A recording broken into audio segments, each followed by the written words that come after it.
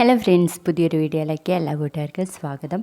അങ്ങനെ സുഭാഷ് നിധിയെ വിളിച്ചിട്ട് പറയുന്നുണ്ട്, മോൾക്ക് എപ്പോൾ വേണമെങ്കിലും വീട്ടിലോട്ട് വരാം എന്ന് പറയുന്ന നേരത്ത് നിധി ഒന്നും മിണ്ടുന്നില്ല കേട്ടോ. അത് കാണുമ്പോൾ സുഭാഷ് പറയും, വീട്ടിൽ നിൽക്കാനല്ല, എപ്പോൾ വേണമെങ്കിലും വീട്ടിൽ വന്ന് പോകാമെന്ന് പറഞ്ഞെന്ന് പറയുമ്പം സുഭാഷ് ഏട്ടാ എന്ന് പറയാണ്. എന്നിട്ട് നികേഷിന്റെ വിവരമൊക്കെ ചോദിക്കുമ്പോൾ നിധി ചോദിക്കും, നികേഷിന് വിഷമമൊന്നും ഇല്ലല്ലോ എന്ന്. അത് പിന്നെ ഇല്ലാണ്ടിരിക്കും നിധി, സാരില്ല, അതൊക്കെ സുഖമായിക്കോളും. പിന്നെ ഒരു കാര്യം, കഴിഞ്ഞതിനെ കുറിച്ച് നീ ആലോചിച്ചിരിക്കരുത്, നന്നായിട്ട് ജോലിയിൽ ശ്രദ്ധിക്കുക, ഭക്ഷണ കാര്യങ്ങളിൽ ശ്രദ്ധിക്കുക, കേട്ടല്ലോ എന്ന് പറഞ്ഞിട്ടാണ് കേട്ടോ സുഭാഷ് വെക്കുന്നത്. അതിനുശേഷം കാണിക്കുന്നത് സുഭാഷ് വീട്ടിലെത്തുന്നതാണ്. അവിടെ എത്തുമ്പോൾ വീട്ടില് ലൈറ്റ് ഒന്നും ഉണ്ടാകത്തില്ല.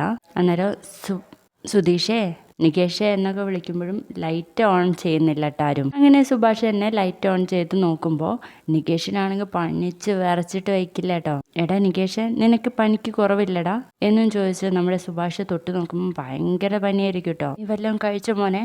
സുഭാഷ് ഏട്ടാ എന്ന് പറയുമ്പം സുധീഷ് എവിടെ? ഏട്ടൻ രാവിലെ തന്നെ പോയി എന്ന് പറയുമ്പോൾ, ഇങ്ങനെ പനിച്ച് വരച്ച് കിടക്കുന്ന ഒരാളെ വീട്ടിലേക്ക് പോവാൻ അവൻ എന്ത് മനസ്സാ എന്നും ചോദിച്ച് നമ്മുടെ സുഭാഷ് അടുക്കളയിലേക്ക് പോന്നു. അവിടെ നിന്ന് നികേഷിന്റെ നെറ്റിയിൽ വെക്കാൻ ഒരു കഷ്ണം തുണിയുമായിട്ട് വരുവാണ് കേട്ടോ. ഇതുകൊണ്ടൊന്നും മാറത്തില്ല, നമുക്ക് ഹോസ്പിറ്റലിൽ പോവാന്ന് പറഞ്ഞ് നികേഷിനെ എഴുന്നേൽപ്പിച്ച് കൊണ്ടുപോവാണ് കേട്ടോ. പിന്നീട് കാണിക്കുന്നത് ഹോസ്റ്റലാണ് കേട്ടോ. അവിടെ വെച്ച് എല്ലാവരും കൂടി ഭക്ഷണം കഴിക്കാൻ നേരത്ത് നിധി അങ്ങോട്ടേക്ക് എത്തിയിട്ടുണ്ടാവില്ല. അതിന് മുന്നേ തന്നെ ഒരു പെണ്ണ് പറയും, എനിക്കും ഉണ്ട് ഒരു ബോയ് ഫ്രണ്ട്. ഞങ്ങൾ ഇന്നാളെ ബീച്ചിൽ പോയപ്പോൾ അവിടെ വെച്ച് യുദ്ധം കാരണം ഓഹരി വിപണി ഇടിഞ്ഞതിനെ കുറിച്ച് ആ കിഴങ്ങ എന്നോട് സംസാരിച്ച് മരക്കഴുത എന്നൊക്കെ പറയുന്നു. അതേപോലെ തന്നെ മറ്റൊരു പെണ്ണ് പറയുന്നുണ്ട്, ഞങ്ങൾ തമ്മിൽ എന്തെങ്കിലും പറഞ്ഞ് തെറ്റിക്കഴിഞ്ഞാൽ ഞാൻ തന്നെ പിന്നാലെ പോകണം, ഇതുപോലെ പിറകെ നടന്ന് സോറി പറയാനും വേണം, ഒരു ഭാഗ്യം എന്നൊക്കെ പറഞ്ഞ് നിൽക്കുമ്പോഴായിരിക്കും കേട്ടോ നമ്മുടെ നിധി അങ്ങോട്ടേക്ക് വരുന്നത്. നേരെ നിധിയുടെ അടുത്ത് പറയുന്നുണ്ട് കേട്ടോ ഒരു പെണ്ണ്, എന്തായാലും നിധി, നിന്നോട് അയാൾക്ക് മുടിഞ്ഞ പ്രേമം തന്നെ എന്ന് പറയുമ്പോൾ ദിവ്യ നിധിയുടെ കയ്യിൽ ആ കാർഡ്സ് കൊടുക്കുന്നുണ്ട് കേട്ടോ. ഇതെന്താന്ന് ചോദിക്കുമ്പോൾ ഫുള്ളിലും ഐ ആം സോറി എന്ന് പറഞ്ഞിട്ടുള്ള ആ കാർഡായിരിക്കും കേട്ടോ. നിധിക്ക് തരാനേ ആ റിലേറ്റീവ് ഏൽപ്പിച്ച് പോയതാന്ന് പറയുമ്പോൾ, ആര്? സുധീഷോ? സുധീഷ് എന്നാണോ അയാളുടെ പേര്? നല്ല പേരാണല്ലോ എന്ന് പറയാൻ കേട്ടോ മറ്റുള്ളവര്. എന്റെ നിധി, എങ്ങനെയൊക്കെ അയാൾ സോറി പറയാൻ എന്നോട് ശ്രമിക്കുന്നു, എന്തെന്നിട്ട് അയാൾക്കൊരു സോറി കൊടുക്കാത്തത് നിധി എന്നൊക്കെ പറയുമ്പോഴേക്കും നിധിക്ക് അങ്ങ് ദേഷ്യം പിടിച്ച് റൂമിലേക്ക് പോകുവാണ് കേട്ടോ.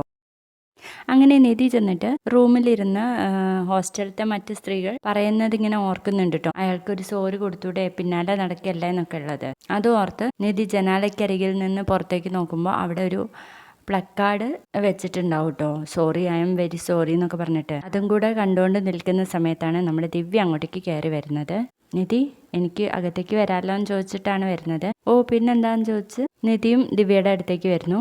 അന്നേരം ദിവ്യ ചോദിക്കും, കഴിക്കാൻ വന്നിട്ട് കഴിക്കാതെ പോകുന്നില്ലേ, എന്തു പറ്റി എന്ന് ചോദിക്കുമ്പോൾ, എനിക്ക് ഇവിടുത്തെ ഫുഡൊന്നും പറ്റുന്നില്ല ദിവ്യ എന്ന് പറയുന്നു.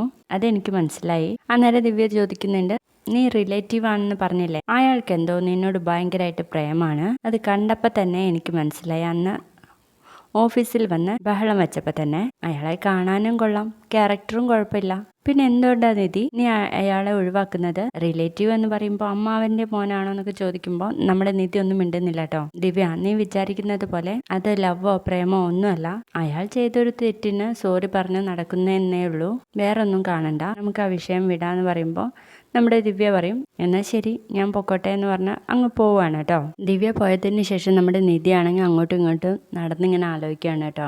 ഭാസ്കരൻ പറഞ്ഞതിനെ കുറിച്ചും ഹോസ്റ്റലിലെ ആ പെണ്ണുങ്ങൾ പറഞ്ഞതിനെ കുറിച്ചും വീണ്ടും വീണ്ടും ആലോചിക്കുകയാണ്. എന്നിട്ട് ജനാലക്കരികെ ഒന്നും കൂടി പോയി നോക്കുകയാണ്. അന്നേരം പ്ലക്കാർഡിന് പകരം നമ്മുടെ സുധീഷിനെ തന്നെ അവിടെ കാണും കേട്ടോ. അന്നേരം നിധി കണ്ണൊക്കെ തിരുമ്മി ഒന്നുകൂടെ നോക്കുമ്പോൾ വീണ്ടും അത് പ്ലക്കാർഡായിട്ട് മാറാണ്. പിന്നീട് കാണിക്കുന്നത് നമ്മുടെ നികേഷിനെ ഹോസ്പിറ്റലിൽ നിന്ന് കൊണ്ടുവരികയാണ് കേട്ടോ. അന്നേരം സുധീഷ് ഉണ്ടാവും ഫോണിൽ നോക്കിയിരിക്കുന്നത്. അങ്ങനെ നേരെ നികേഷിനെ കൊണ്ടുവന്ന് ഒരു ചെയറിൽ ഇരുത്തുന്നു. അപ്പോഴേക്കും സുധീഷ്, നിങ്ങളൊക്കെ എവിടെ പോയതായിരുന്നു, ഇവൻ എങ്ങനെയുണ്ട് എന്നൊക്കെ ചോദിക്കുമ്പോൾ, മിണ്ടി പോരുത് എന്ന് പറയാട്ടോ സുഭാഷ്. അന്നേരം സുധീഷ് വീണ്ടും, നികേഷേ എന്ത് പറ്റിയടാ എന്ന് ചോദിക്കുമ്പോഴേക്കും ഹരീഷ് പറയും, നിങ്ങൾ മിണ്ടാതിരിക്കുന്നതാണ് നിങ്ങൾക്ക് നല്ലത്, ഞാൻ നിന്നോടല്ലല്ലോ ചോദിച്ചത്, നികേഷിനോടല്ലേ എന്ന് ചോദിക്കും. സുഭാഷ് പറയും, ഒരുത്തനെ ഇവിടെ വയ്യാതെ ഇരുന്നിട്ട് നീ എവിടെ പോയതായിരുന്നു, നിന്നോട് ഞാൻ നികേഷിനെ നോക്കാൻ പറഞ്ഞില്ലായിരുന്നല്ലോ, നീയല്ലേ എന്നോട് പറഞ്ഞത് ഞാൻ നോക്കിക്കോളാം, കറക്റ്റ് സമയത്ത് കഞ്ഞിയും ബണ്ണും ഒക്കെ കൊടുത്തോളാന്ന്. എന്നിട്ട് രാവിലെ തന്നെ നീ ഇവിടെ നിന്ന് പോയല്ലോ, ഇവനെ തനിച്ചാക്കി എന്നൊക്കെ പറയുമ്പോൾ അത് പിന്നെ സുഭാഷ് ചേട്ടാ ഇവൻ ഇള്ള കുട്ടിയൊന്നല്ലല്ലോ എന്ന് ചോദിക്കുകയാണേ. അപ്പോഴേക്കും ഹരീഷ് ചോദിക്കും, അവൻ വയ്യാത്ത ഒരാളല്ലേ, വയ്യാത്ത ഒരാൾക്ക് കൂടെ ഒരാൾ കൂടെ വേണ്ടേ. സുഭാഷ് ചേട്ടൻ വരുമ്പോൾ അവൻ പനിച്ച് വരച്ച് കിടക്കുമായിരുന്നു. ഇപ്പോൾ ഹോസ്പിറ്റലിൽ കൊണ്ട് ഇഞ്ചക്ഷൻ വെച്ചിട്ടാ വരുന്നേ എന്ന് പറയുമ്പോൾ സുധീഷ് പറയും, അയ്യോ മോനെ, എനിക്ക് ഇത്രയും സീരിയസ് ആണെന്ന് അറിയില്ലായിരുന്നു, നിനക്ക് ഏട്ടനൊന്ന് വിളിച്ചുവിടായിരുന്നില്ലേ, ഞാൻ വരികയായിരുന്നല്ലോ എന്നൊക്കെ ഇങ്ങനെ പറയുമ്പോൾ നികേഷ് പറയും, ദേ എന്നോട് കൂടുതൽ മിണ്ടാൻ നിൽക്കല്ലേ, നിങ്ങൾ കാരണമാണ് എല്ലാം സംഭവിച്ചേ. അന്ന് എനിക്ക് പനി വന്നപ്പോൾ ഏടത്തി എന്നെ എന്തുപോലെ നോക്കി. ഇപ്പൊ ഏടത്തി പോയപ്പോൾ ആരുമില്ല എന്നെ നോക്കാൻ. നിങ്ങൾ വെറും ഫ്രോഡാ, നിങ്ങൾക്ക് ചീത്ത സ്വഭാവാ എന്നൊക്കെ പറയുമ്പോൾ സുധീഷിന് അങ്ങ് ദേഷ്യം പിടിക്കും. അവള് നിന്റെ ഏടത്തിയമ്മയായത് ഞാൻ കാരണല്ലേ, സുഭാഷ് ചേട്ടൻ അനിയത്തിയായത് ഞാൻ കാരണല്ലേ, എന്നെ വേണ്ടാന്ന് പറഞ്ഞു പോയവൾ നിങ്ങളെയും വേണ്ടാന്ന് തന്നെയാണ് അതിനർത്ഥം, അത് നിങ്ങൾ അങ്ങോട്ട് മനസ്സിലാക്കിയാൽ മതി എന്ന് പറയുമ്പോൾ നികേഷ് വീണ്ടും പറയട്ടോ, നിങ്ങളൊറ്റ ഒരുത്തനും കാരണം ഏടത്തി ഇവിടുന്ന് പോയതെന്ന്. അപ്പോഴേക്കും തലയ്ക്കൊരു ഒറ്റ അടി കൊടുക്കൂട്ടോ നികേഷിന് സുധീഷ്. അത് കാണുമ്പോഴേക്കും ഹരീഷ് പിടിച്ചിട്ട് സുധീഷിനെ അടിക്കും. വയ്യാത്ത ഒരാളെ അടിക്കാൻ പോകുന്നു എന്നും ചോദിച്ചിട്ട് അപ്പോഴേക്കും സുധീഷ് കയറിയിട്ട് ഹരീഷിനെ അടിക്കും. അങ്ങനെ നമ്മുടെ സുഭാഷ് അങ്ങോട്ടും ഇങ്ങോട്ടും മാറ്റി നിർത്തിയിട്ട് നികേഷിനെ അവിടുന്ന് കൊണ്ടുപോകാൻ കേട്ടോ, ഇവന്മാർ തല തല്ലി ചാവട്ടെ എന്ന് പറഞ്ഞിട്ട്. പിന്നീട് സുഭാഷ് ആണെങ്കിൽ റൂമിലേക്ക് കിടത്താണ്. അന്നേരം നീ ഇവിടെ കിടക്ക്, ഞാൻ കഞ്ഞി വല്ലതും എടുത്തിട്ട് വരാമെന്ന് പറഞ്ഞിട്ട് സുഭാഷ് അങ്ങ് പോകും. അതിനുശേഷം നമ്മുടെ നികേഷ് നിധിക്ക് ഫോൺ ചെയ്യുന്നു. ഒരടി അടിച്ചിട്ട് കട്ട് ചെയ്യണേ. അന്നേരം നമ്മുടെ നീതിയാണെങ്കിൽ വന്ന് എടുത്ത് നോക്കുമ്പോൾ നികേഷിൻ്റെ മിസ് കോൾ. തിരിച്ചടിക്കുമ്പോൾ ആദ്യം നികേഷ് എടുക്കുന്നില്ല, പിന്നീട് വീഡിയോ കോൾ ചെയ്യാണ് കേട്ടോ നിധി. അന്നേരം എടുക്കും. അപ്പോൾ നികേഷിനെ കാണുമ്പോൾ തന്നെ, നികേഷേ നിനക്ക് എന്താടാ, എന്ത് പറ്റി, നീ എന്തിനാ കരയുന്നേ എന്ന് ചോദിക്കുമ്പോൾ, ഏയ് ഒന്നുമില്ല എടുത്തി, നിനക്കെന്തേ വെയ്യേ എന്ന് ചോദിക്കുമ്പോൾ, എനിക്ക് ചെറിയൊരു പനി ഉണ്ടായിരുന്നു, സുഭാഷ് ചേട്ടൻ ഹോസ്പിറ്റലിൽ കൊണ്ടുപോയി എന്നും പറഞ്ഞാൽ അങ്ങ് കരയൂട്ടോ.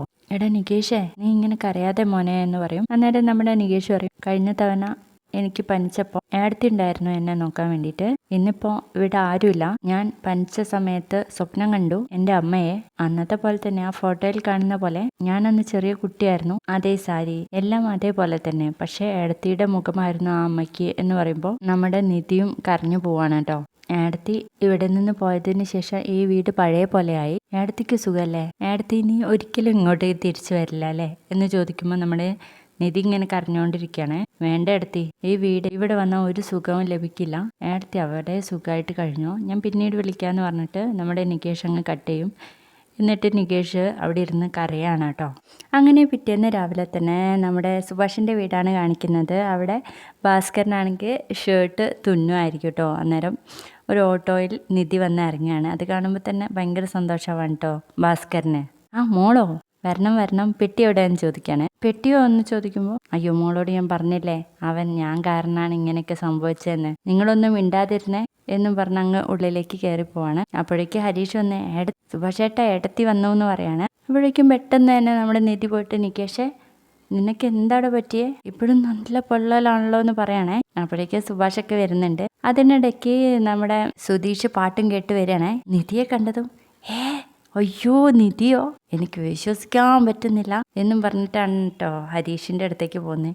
എടാ നിധി എന്നൊക്കെ പറയണേ. ഓവറാക്കണ്ടെന്ന് പറയുന്നുണ്ട് നമ്മുടെ ഹരീഷ്. മോൾക്ക് എങ്ങനെയാ ഇവന് പനിയാണെന്ന് മനസ്സിലായെന്ന് ചോദിക്കുമ്പോൾ നികേഷ് പറഞ്ഞു കൊടുക്കുന്നുണ്ട്, അതേട്ടാ ഞാൻ ഫോൺ വിളിച്ചപ്പോൾ പറഞ്ഞായിരുന്നു എന്ന്. നിനക്ക് എന്താടാ ഇത്രയും ചെറിയ കുട്ടികളെ പോലെ പെട്ടെന്ന് പനി വരുന്നേ, നീ ഭക്ഷണം കഴിക്കാറില്ലേ, മരുന്ന് കുടിക്കാറില്ലേ എന്നൊക്കെ നിധി ചോദിക്കുമ്പോൾ സുധീഷ് പറഞ്ഞു, കേട്ടോടൊക്കെ എല്ലാം ചെയ്യാറുണ്ട് ഏടത്തിയെ കണ്ടല്ലോ, എനിക്ക് പനി മാറിക്കോളൂ എന്ന് പറയുന്നു. അപ്പോഴേക്കും നമ്മുടെ സുഭാഷ് ചോദിക്കുന്നുണ്ട്, മോക്ക് ചായ എടുക്കട്ടെ എന്ന്. കുടിക്കാൻ സുഭാഷ് ഏട്ടാ എന്ന് പറയുമ്പോഴേക്കും സുഭാഷ് അടുക്കളയിൽ പോയി ചായ എടുക്കുന്നതോടെ ഇന്നത്തെ എപ്പിസോഡ് കഴിഞ്ഞേട്ടോ. വീഡിയോ ഇഷ്ടപ്പെട്ടാൽ തീർച്ചയായും ലൈക്ക് ചെയ്തൊന്ന് സപ്പോർട്ട് ചെയ്യണേ.